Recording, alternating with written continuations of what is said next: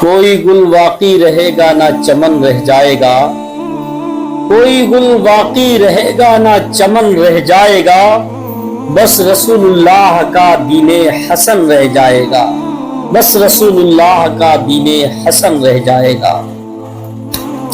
آج 12 ربیع الاول شریف کی تاریخ گزری اور بڑی دھوم دھام کے ساتھ جلوس محمدی کو منایا گیا۔ ہر عاشق رسول اپنے گھروں سے نبی کے نام پر ایک جھنڈا لے کر نکلا۔ اس کو بیان جلوس کے بارے میں سننے سے پہلے اپنے نبی صلی اللہ تعالی علیہ وسلم کی زندگی کے حالات بھی پڑھ لینا چاہیے۔ میرے نبی کی زندگی کے بارے میں بھی سب کو علم ہونا چاہیے، ان نبی کریم صلی اللہ تعالی علیہ وسلم کے حالات زندگی بھی پڑھنا چاہیے۔ یہ دین اسلام، یہ قرآن جو ہمارے گھروں کی آتاخوں کی زینت بنا ہوا ہے، یہ کلمہ جو ہماری زبان پر ہے، اتنی آسانی سے ہم تک نہیں پہنچا۔ آج جس جنت اور دوزخ کی بات کرتے ہو، جس جنت میں جانے کا دعویٰ کرتے ہو، یہ دعویٰ تمہیں ہمیں اتنی آسانی سے نہیں مل گیا۔ اللہ کے نبی صلی اللہ تعالی علیہ وسلم نے بڑی تکلیفیں اٹھائی، ظالموں کے بڑے ظلم سے منافقینوں کی چالیں بہت جھیلی۔ ایسے ایسے منافق سرکار کے زمانے میں ہوئے ہیں۔ میرے نبی نے بڑی بڑی تکلیفوں کو برداشت کیا، بڑے بڑے مقابلے آپ نے ان ظالموں سے کیے۔ میرے نبی نے، اللہ کے نبی صلی اللہ تعالی علیہ وسلم نے جب نبوت کا اعلان کیا تھا اور یہ اعلان کیا میں نبی ہوں، لوگوں کو بتایا تو گھر کے بعض لوگوں نے انکار کر دیا۔ ایسا ظلم کیا جب نبوت کا دعویٰ کیا۔ میرے نبی تو پیدائشی نبی تھے، جب لوگوں کو اعلان کر کے بتایا کہ خدا ایک ہے تو لوگ میرے نبی کے دشمن ہو گئے۔ ابو جہل، شیبہ، اتبا جیسے لوگ میرے نبی کے جانی دشمن بن گئے تھے۔ آج ہم لوگ نبی کے نام پر جو ہاتھوں میں جھنڈے لے کر نکلتے ہیں، ایسے نہیں نکلتے۔ آج نبی کے نام پر ہم لوگ آوازوں کو بلند کرتے تو ایسے نہیں بلند کرتے، بلکہ میرے نبی کی وہ شان ہم لوگ بیان کرتے ہیں۔ اب زمانے کو بتاتے کہ میرا نبی وہ شان والا ہے کہ کبھی کسی ظالم کے سامنے نہیں جھکا، بلکہ حق کا پرچم بلند فرمایا۔ آج اسی حق کے پرچم کو ہم ساتھ لے کر نکلتے ہیں۔ اللہ کے نبی صلی اللہ تعالی علیہ وسلم پر بڑے ظالموں نے ظلم کیے۔ ایک مرتبہ میرے نبی پاک صلی اللہ تعالی علیہ وسلم نے جب لوگوں کو بتایا تھا کہ تمہارا رب ایک ہے، تمہارا ایک خدا ہے، اسی کی عبادت کرو، وہی عبادت کے لائق ہے، اس کے سوا کوئی نہیں، مکہ کے اندر بہت سارے لوگ دشمن ہو گئے، یہاں تک کہ میرے نبی کے قتل کی معاذ اللہ سازشیں بھی ہونے لگی۔ نبی پاک صلی اللہ تعالی علیہ وسلم کو ان ظالموں نے ایک صلاح کی کہ ایک میٹنگ بیٹھائی کہ ایسا کرو، یہ محمد یہ کوئی نیا دین لے کر آئے ہیں، نئے دین کی بات کرتے ہیں، ہمارے جتنے معبود ہیں سب کو ختم کرنے کی بات کرتے ہیں، ہمارے دین کے مٹانے کی بات کرتے، اپنا نیا دین لے کر آئے، ایسا کرو کہ ان کو ہی ختم کر دو، معاذ اللہ ان کا دین ختم ہو جائے۔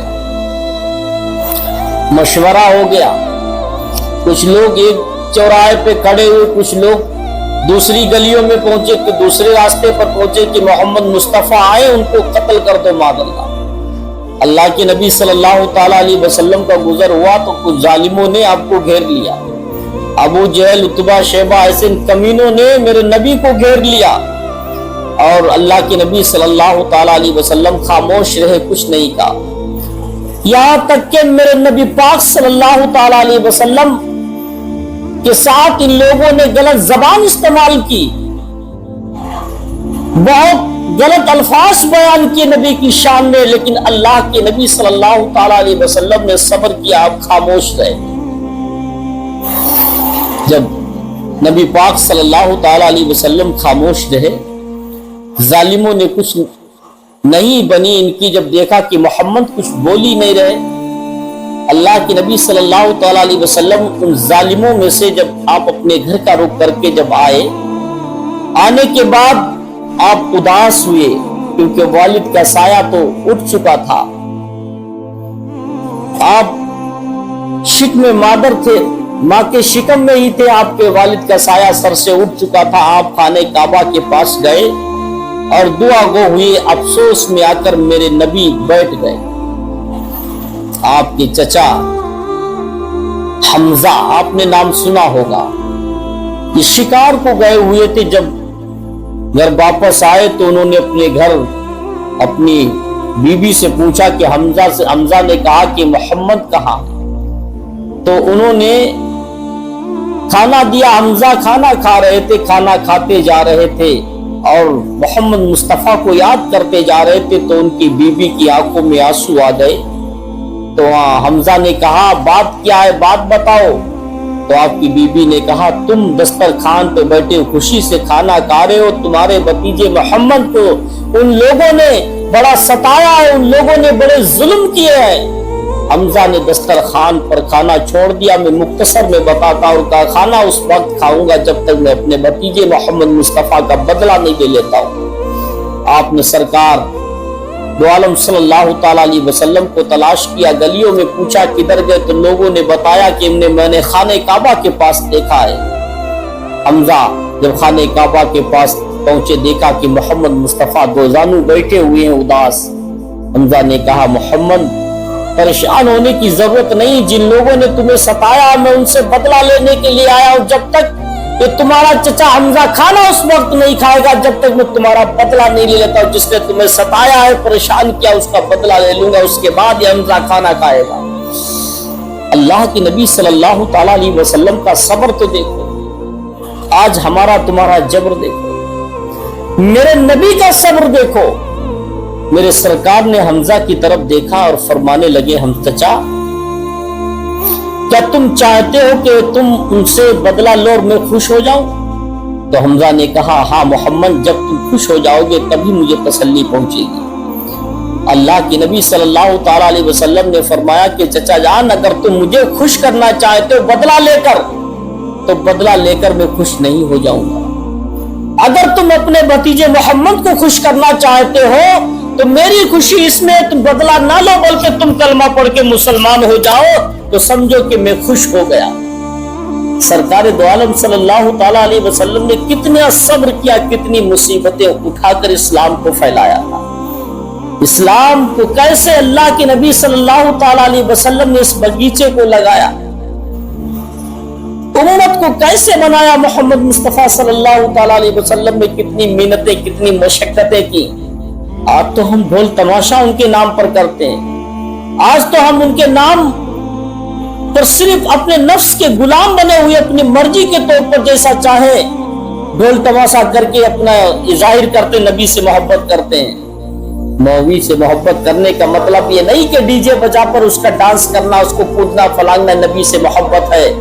नबी से मोहब्बत करने का मतलब इतना है, नबी को खुश करना चाहते हो, नबी से मोहब्बत करने का मतलब यह है कि तुम नबी करीम सल्लल्लाहु ताला अलैहि वसल्लम की उन बातों पर अमल करो जिससे मेरे नबी खुश होते हैं, जिससे मेरे नबी को खुशी मिलती है। उस बात पर अमल करोगे तो वाकई तुम नबी के सच्चे आशिक कहलाए जाओ। हमजा ने कहा मोहम्मद भतीजे, अगर तुम्हारी खुशी इसे में है तो आज ये चचा तुम्हारा हमजा कलमा पढ़ के मुसलमान हो जाता है। ये सरकार दो आलम सल्लल्लाहु ताला अलैहि वसल्लम की खुशी थी कि मुसलमान बन जाओ, सच्चे मुसलमान बन जाओ, यही मेरे नबी की खुशी है। आज हम लोग दावे तो बहुत बड़े बड़े करते मगर कोई दलील नहीं। अल्लाह के नबी सल्लल्लाहु ताला अलैहि वसल्लम ने किसको समझाने की कोशिश नहीं की? चचा अबू तालिब को समझाने की कोशिश नहीं की, अबू तालिब को भी समझाने की कोशिश की, अबू जहल को भी समझाने की कोशिश की। यहां तक कि अबू तालिब मेरे नबी पाक सल्लल्लाहु ताला अलैहि वसल्लम से बड़ी मोहब्बत फरमाते थे, बड़ी मोहब्बत फरमाते थे। चचा अबू तालिब जो मेरे आका के चचा अबू तालिब हैं, रसूलुल्लाह से बड़ी मोहब्बत फरमाते थे। बुखारी शरीफ के अंदर उनके अशार मौजूद है। جو انہوں نے نبی کی شان میں لکھے ہیں. یہاں تک کہ آپ نے بخاری شریف کے اندر اشعار میں کہا ہے کہ اگر کوئی اگر بارش کی کسی کو ضرورت ہو, کسی کی دعا قبول نہ ہوتی ہو, تو میرے بھتیجے محمد کے وسیلے سے اگر دعا مانگ دے تو اللہ بارش بھی فرما دے گا, اس کی دعا کو بھی قبول فرمائے گا. بہت محبت فرماتے تھے. لیکن جب آخری وقت ابو طالب کا ہوا, وہ مواحد تھے, ایک خدا کو ماننے والے, مگر جب نبی پیدا ہو گئے اس کے بعد کوئی مواحد نہیں رہ گیا. مواحد کا سسٹم ختم ہو گیا جب نبی پیدا ہو گئے. اب شریعت مصطفیٰ اور مصطفیٰ کو ماننا ضروری ہو گیا, واجب ہو گیا, فرض ہو گیا. رسول اللہ صلی اللہ تعالی علیہ وسلم کی شریعت پر ایمان لانا, ماننا. لیکن جب تک نبی پیدا نہیں ہوئے تب تک انسان سارے لوگ مواحد تھے. نبی کے آنے کے بعد کوئی مواحد نہیں رہ گیا. ابو طالب کا جب جاکنی کا عالم تھا, بستر مرگ پر لیٹے ہوئے تھے, اور اللہ کے نبی صلی اللہ تعالی علیہ وسلم بھی محبت فرماتے تھے اپنے چچا سے. میرے نبی جب گئے ابو طالب کے پاس, ان کو سمجھایا, ان کو بتایا خدا ایک ہے, میں اللہ کا نبی ہوں. لکھنے والوں نے لکھا کہ قریب تھا کہ ابو طالب میرے نبی کی بات کو مان لیتے, مگر وہیں پر ابو جہل جیسے کمینے بیٹھے ہوئے تھے. وہیں پر ابو جہل جیسے ایسے ناخندے بیٹھے ہوئے تھے, ایسے کمینے لوگ بیٹھے ہوئے تھے. انہوں نے کہہ دیا, ارے ابو طالب, کیا محمد کے کہنے پر اپنے باپ دادا کا دین چھوڑ دو گے؟ کیا تم محمد کی باتوں پر آ کر اپنے باپ دادا کا جو پرانا دین ہے وہ چھوڑ دو گے اس ڈر میں؟ اللہ کے نبی صلی اللہ تعالی علیہ وسلم نے بارہا سمجھانے کی کوشش کی, مگر ابو جہل کا ایک جملہ تھا, یہ جملہ اس نے ایسا بول دیا کہ ابو طالب کیا اپنے باپ دادا کا دین چھوڑ دو گے؟ ابو طالب نے کہا, نہیں, میں اپنے باپ دادا کے دین پر مر رہا ہوں. اس کا انتقال ہو گیا. اب مسلمانوں, ابو طالب تو دنیا سے چلے گئے. نبی پاک صلی اللہ تعالی علیہ وسلم سے محبت کرتے تھے, میرے نبی بھی محبت کرتے تھے, نبی کے چاچا تھے. مرنے کے بعد میرے سرکار خوش نہیں ہوئے, بلکہ یہی کہا کہ مر گیا بڈھا. اور کتابوں میں آیا ہے کہ جہنم میں سب سے اگر ہلکے درجے کا کسی پر عذاب ہوگا تو وہ ابو طالب پر ہوگا. جہنم کے اندر اگر سب سے کم کسی پر عذاب دیا جائے گا تو وہ ابو طالب پر دیا جائے گا, کیونکہ میرے نبی صلی اللہ تعالی علیہ وسلم سے وہ محبت کرتے تھے, میرے نبی اس سے محبت فرماتے تھے. اور میرے سرکار نے اپنا دست مبارک ان کی باڈی پر, ان کی جسم پر پھیرا تھا. ایک یہ بھی فضیلت ہے کہ سرکار نے اپنا دست مبارک آپ کے بدن پر پھیر دیا تھا, کہ اس آپ کا دست یعنی ہاتھ شریف ابو طالب کے بدن پر لگنے کی بنیاد پر جہنم میں سب سے ہلکے درجے کا عذاب ہوگا. اب سنو کہ ہلکے درجے کا جو عذاب ہوگا وہ کتنا ہوگا. کتابوں میں اعلیٰ حضرت نے لکھا ہے, ہلکے درجے کا جو عذاب ہوگا, ہلکے درجے والا عذاب جو ہوگا, ایسا ہوگا کہ آپ کے تلبوں کے نیچے آگ کے انگارے جلتے ہوں گے, اور کھپڑی کے اندر بھیجا جیسے ہانڈی میں چاول پھٹکتے ہیں ایسے بھیجا کھول رہا ہوگا. یہ جہنم کا سب سے ہلکے درجے کا عذاب ہے جو ابو طالب کا ہوگا. آپ کا دماغ بھیجے کے اندر, کھوپڑی کے اندر ایسا کھولتا ہوگا جیسے ہانڈی کے اندر چاول یا دال کھولتی یا پانی کھولتا ہے, ایسا بھیجا کھولتا ہوگا. یہ ہلکے درجے کا عذاب ہے. مسلمانوں, بڑے درجے کا عذاب جو ہوگا وہ کتنا ہارڈ ہوگا, اس کے بارے میں سوچ کے دیکھو کبھی. یہ تو ابو طالب تھے جو نبی سے محبت کرتے تھے. ہلکے درجے کا عذاب ان کا یہ عالم ہے, اور بڑے درجے کا عذاب کا عالم کیا ہوگا. کبھی کوئی کسی کے ذہن میں بات آئی؟ نہیں بات آئی. آج ہم لوگ دنیا کی رنگولیوں میں ڈوبے پڑے. آج ہم لوگ پتہ نہیں کون سی ایسی عبادت ہماری تمہاری ہے جس کے اوپر ہم سب کو گھمنڈ ہے. ہمارے پاس تمہارے پاس تو کوئی ایسی نیکیاں بھی نہیں ہے جس نیکیوں کی بنیاد پر ہم یہ سوچ لیں کہ ہم اس نیکی کی بنیاد پر جنتی ہو جائیں گے. کوئی نیکی نہیں ہے, کوئی نیکی ایسی نہیں ہے جو قابل قبول ہو. ایک اللہ والے ہیں منصور بن ذکی, نام سنا ہوگا.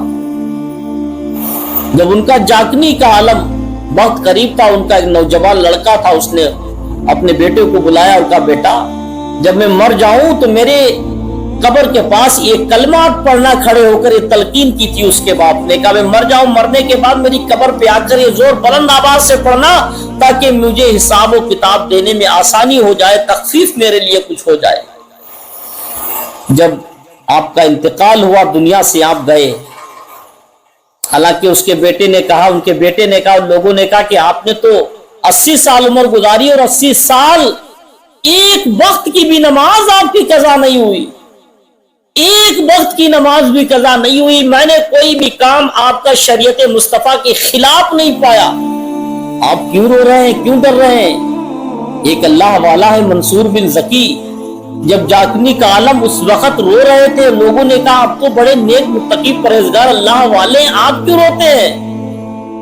تو انہوں نے کہا، روتے ہوئے کہا، کوئی گارنٹی نہیں ہے میری اس عبادت کی اللہ کی بارگاہ میں قبولی ہو جائے۔ ایک اللہ والا جس نے خلوص دلی کے ساتھ، خشوع خضوع کے ساتھ عبادت کی اور اس کو بھی اس پر بھروسہ نہیں کیا عبادت میری اللہ کی بارگاہ میں قبول ہے کہ نہیں، یہ کوئی گارنٹی نہیں اس کو۔ ہمارے پاس کیا ہے، تمہارے پاس کیا ہے جس کی گارنٹی کی بنیاد پر اتالے پھر رہے ہو، گناہوں سے باز نہیں آتے، بالکل خدا کا خوف نہیں، جو آتا جانوروں کی طرح کھا لیتے ہو، حرام ناجائز کسی کی فکر نہیں۔ کون سی چیز ہمارے پاس ہے؟ کوئی ایسی ذمہ داری والی چیز نہیں، کوئی ایسی مضبوط عبادت نہیں، کوئی ایسی ہمارے اعمال نہیں، ایسی کوئی چیز ہمارے پاس نہیں ہے جس کی بنیاد پر ہم کہہ سکیں کہ نہیں ہم جنتی ہیں، کچھ بھی نہیں ہے۔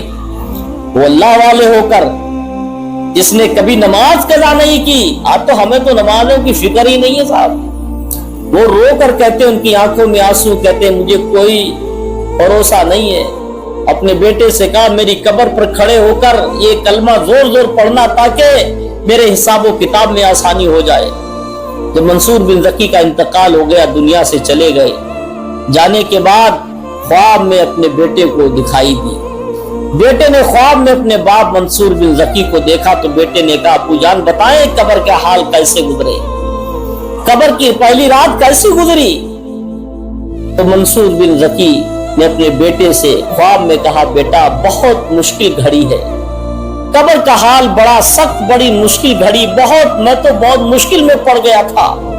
بیٹے نے کہا ابو کون سی مشکل، آپ کے پاس نمازیں تھیں؟ تو انہوں نے کہا نہیں، فیل ہو گئی نمازیں میری، ساری عبادت کو اللہ نے فیل کر دیا۔ میں نے کہا جب میں قبر میں پہنچا تو مجھے آواز ملی کیا لے کر آئے ہو منصور بن زکی؟ میں نے کہا مولا میں عبادت لے کر آیا ہوں، 80 سال کی عبادت لے کر آیا۔ آواز آئی منصور ایک بھی نماز تیری قبول نہیں، ایک وقت کی بھی نماز تیری قبول نہیں۔ منصور بن زکی کہتے جب آواز آئی کہ ایک وقت کی نماز قبول نہیں، کہتے میں ڈر گیا، اب تو میرا ٹھکانہ جہنم ہے۔